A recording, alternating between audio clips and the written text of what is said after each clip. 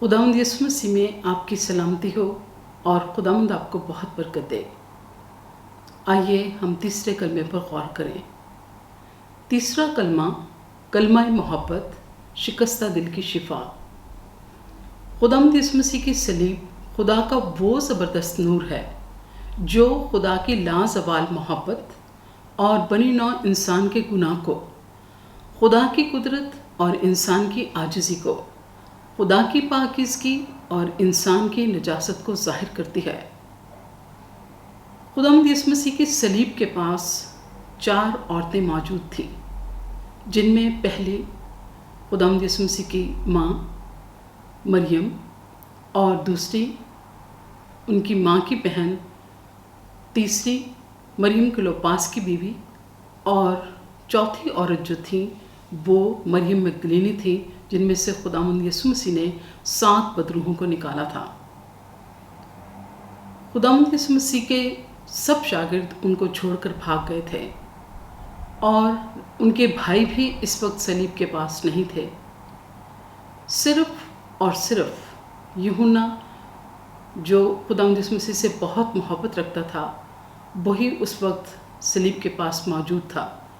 اسی لیے خداوند یسوع مسیح نے اپنی ماں سے کہا، اے عورت، دیکھ یہ تیرا بیٹا، اور اپنی ماں سے کہا اور شاگرد سے کہا، یہ تیری ماں ہے۔ اور اسی دن سے وہ شاگرد مریم کو اپنے گھر لے گیا۔ کلمہ محبت، محبت کا کلام، محبت کا اظہار۔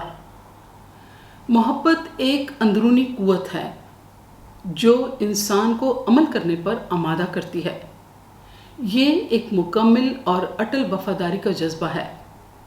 محبت کی تعریف اس کی خوبیوں کو ظاہر کرتی ہے۔ اس میں احساس، وفاداری، برداشت، قربانی، ایثار، یقین، امید، بھروسہ، اعتماد، تابعداری اور فرما برداری، بے باکی و نہ ڈر ہونا، اور سب کچھ خوشی خوشی سہ جانا، یہ محبت کی خوبیاں ہیں۔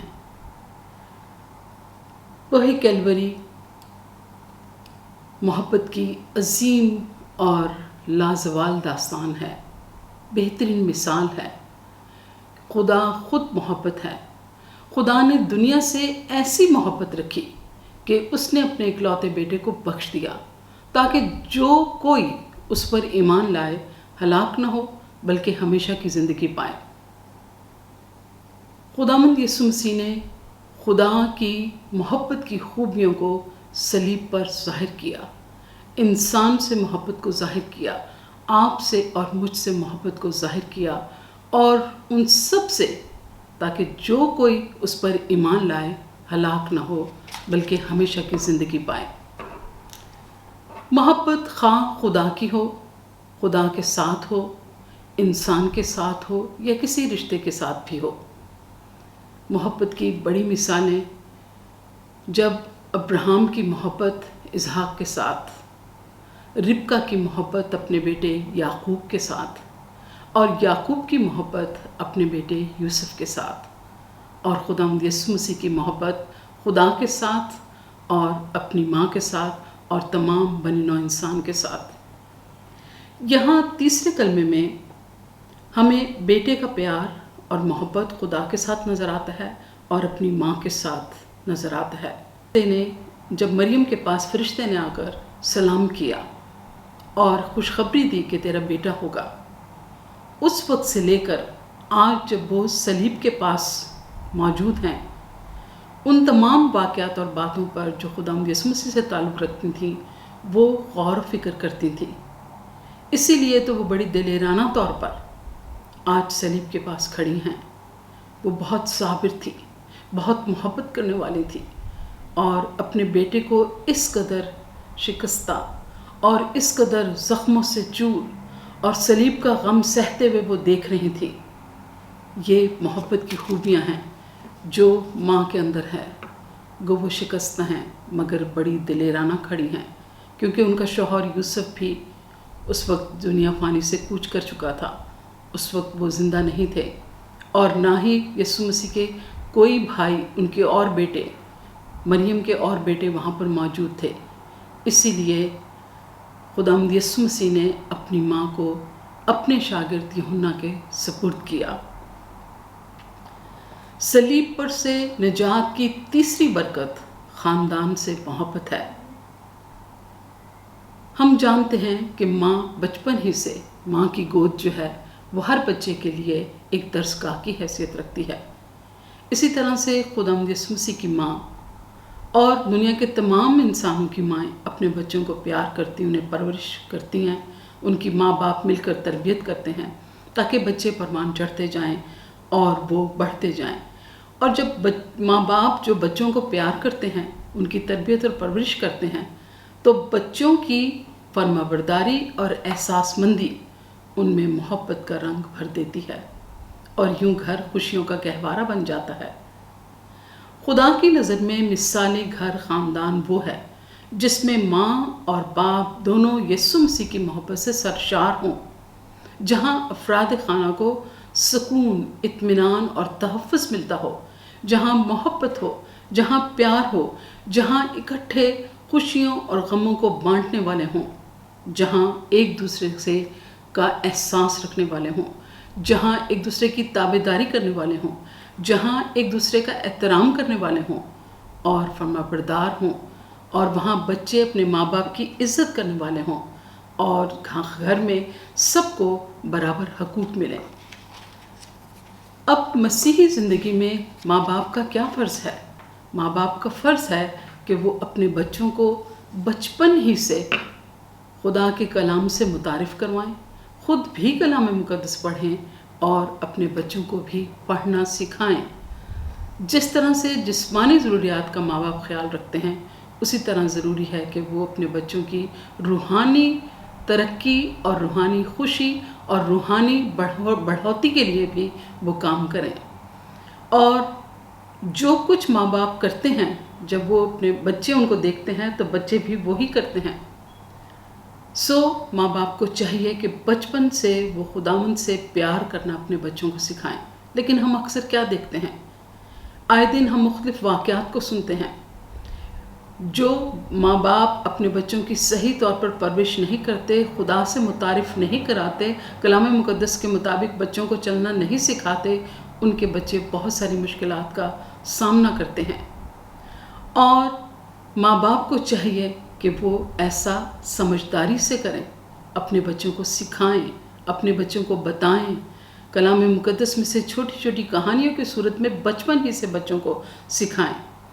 خداوند کا پاک کلام فرماتا ہے، استثنا 6 باب اس کی 5 آیت سے لے کر 9 آیت تک، کہ تو اپنے سارے دل اور اپنی ساری جان اور اپنی ساری طاقت سے خداوند اپنے خدا سے محبت رکھ، اور یہ باتیں جن کا آج میں تجھے حکم دیتا ہوں تیرے دل پر نقش رہیں، اور تو ان کو اپنی اولاد کے ذہن نشین کرنا، اور گھر بیٹھتے اور راہ چلتے، لیٹتے اور اٹھتے وقت ان کا ذکر کیا کرنا، اور تو نشان کے طور پر ان کو اپنے ہاتھ پر باندھنا، اور وہ تیری پیشانی پر ٹیکوں کی مانند ہوں، اور تو ان کو اپنے گھر کی چوکھٹوں اور پھاٹکوں پر لکھنا، اور تو اپنے بیٹوں اور پوتوں سمیت خداوند اپنے خدا کا خوف مان کر اس کے تمام آئین اور احکام پر جو میں تجھ کو دیتا ہوں زندگی بھر عمل کرنا، تاکہ تیری عمر دراز ہو۔ پاک کلام کے مطابق ہم دیکھتے ہیں کہ ہماری حیثیت، ہمارا درجہ اور رتبہ گھر میں کوئی بھی کیوں نہ ہو، ہم ماں باپ ہیں، ہم دادا دادی ہیں، یا ہم نانا نانی ہیں، یا ہم بہن بھائی ہیں، جب ہم خدا کے کلام کے مطابق زندگی گزاریں گے تو گھر کے باقی سارے افراد خانہ بھی اسی طرح سے چلتے رہیں گے، کیونکہ خداوند فرماتا ہے کہ تو اپنے سارے دل، اپنی ساری جان اور اپنی ساری طاقت سے خداوند سے محبت کر اور زندگی بھر ان پر عمل کرنا۔ زندگی بھر عمل کرتے ہوئے ہمیں خدا کے کلام کے مطابق چلنا چاہیے، اور ہمیں اپنے اولاد کو سکھانا چاہیے کہ وہ کس طرح سے خداوند کے ساتھ ساتھ چلیں۔ اسی طرح سے اولاد کے فرائض ہیں، جیسا کہ ہم دیکھتے ہیں کہ ہمارے خداوند یسوع مسیح نے صلیب پر جب وہ تھے اور کتنی دکھ اور اذیت میں تھے، وہاں سے بھی اپنے ماں کا خیال کیا۔ اسی طرح سے خداوند کا پاک کلام ہمیں سکھاتا ہے کہ اولاد، بچے اپنے ماں باپ کی عزت کریں۔ استثناء 5 باب اس کی 16ویں آیت میں لکھا ہے، اپنے باپ اور ماں کی عزت کرنا جیسا خداوند تیرے خدا نے تجھے حکم دیا ہے، تاکہ تیری عمر دراز ہو اور تو اور جو ملک خداوند تیرا خدا تجھے دیتا ہے اس میں تیرا بھلا ہو۔ امثال 1 باب اس کی 8ویں اور 9ویں آیت میں لکھا ہے، اے میرے بیٹے، اپنے باپ کی تربیت پر کان لگا اور اپنی ماں کی تعلیم کو ترک نہ کر، کیونکہ وہ تیرے سر کے لیے زینت کا سہرا اور تیرے گلے کے لیے توق ہوں گی۔ اپنے باپ کے فرمان کو بجا لا اور اپنی ماں کی تعلیم کو نہ چھوڑ، ان کو اپنے دل پر باندھے رکھ اور ان کو اپنے گلے کا توق بنا لے، تاکہ یہ چلتے وقت تیری رہبری اور سوتے وقت تیری نگہبانی اور جاگتے وقت تجھ سے باتیں کرے گی۔ بچوں کا پورا فرض ہے کہ وہ اپنے ماں باپ کی عزت کریں اور اپنے ماں باپ کا خیال رکھیں۔ میں اب بچوں سے مخاطب ہوں اور بچوں کو بتاؤں گی کہ بچوں اپنے ماں باپ کو بہت محبت کریں۔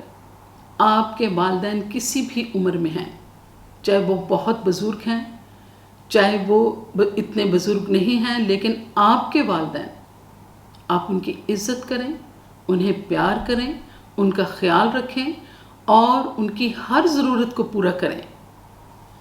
لیکن بہت دفعہ دیکھا گیا ہے کہ بچے اپنے ماں باپ کی تحقیر کرتے ہیں۔ دانا بیٹا باپ کو خوش رکھتا ہے، پر احمق بیٹا اپنی ماں کی تحقیر کرتا ہے۔ امثال 15 باب 20 آیت۔ تحقیر کا کیا مطلب ہے؟ حقیر سمجھنا، آپ کی نظر میں دوسرے کی کوئی اہمیت یا وقت نہ ہونا۔ اور یہ دیکھا جاتا ہے کہ اکثر بچے اپنے والدین کی بات کو کوئی اہمیت ہی نہیں دیتے، وہ سمجھتے ہیں کہ یہ بوڑھے ہو چکے ہیں۔ بچے اپنے والدین کی بات کی کوئی وقت ہی نہیں رکھتے، ایسا نہیں ہونا چاہیے۔ اپنے ماں باپ کا ہر حال میں خیال رکھنا چاہیے۔ افسیوں 6 باب اس کی پہلی 3 آیات میں لکھا ہے، اے فرزندو، خداوند میں اپنے ماں باپ کے فرما بردار رہو، کیونکہ یہ واجب ہے کہ اپنے ماں اور باپ کی عزت کر۔